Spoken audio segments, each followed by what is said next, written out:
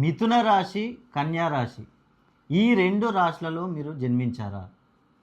ఈ 2 రాశులలో జన్మించిన వారికి ఇక నుండి అద్భుతమే.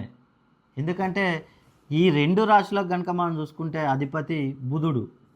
అదేవిధంగా జూన్ 2వ తేదీన గురువుడు స్థాన మార్పిడి చేయడం వల్ల మిథున రాశి వారికి ద్వితీయ స్థానంలో ఉన్నాడు.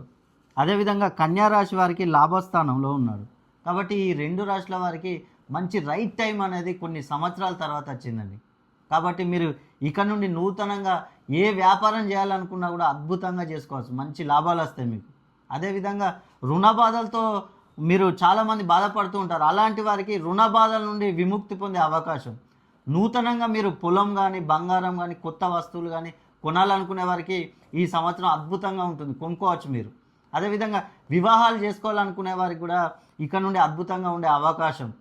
మీరు ముఖ్యంగా చూసుకున్నట్లయితే విదేశీయానం చేయాలని చాలామంది అనుకుంటూ ఉంటారు. అలాంటి వారికి ఇప్పుడు మంచి కరెక్ట్ టైం అనేది స్టార్ట్ అయింది. విదేశాల్లో ఉన్నవారికి కూడా గ్రీన్ కార్డులు లభించే అవకాశం. వీసా కోసం ప్రయత్నం చేసేవారికి కూడా వీసాలు లభిస్తాయి. జాబుల కోసం ప్రయత్నం చేస్తూ ఉంటారు. అలాంటి వారికి కూడా జాబ్స్ వచ్చే అవకాశం ఉంది. జాబులో ఉన్నవారికి కూడా ప్రమోషన్లు వస్తాయి.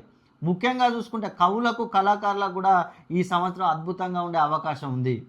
మీరు కనుక మిథున రాశి, కన్యా రాశిలో జన్మించి మీకేమైనా సమస్యలు ఉన్నట్లయితే మీ పేరులో ఒక్కసారి మీరు సంఖ్యాబలాన్ని చెక్ చేసుకోండి.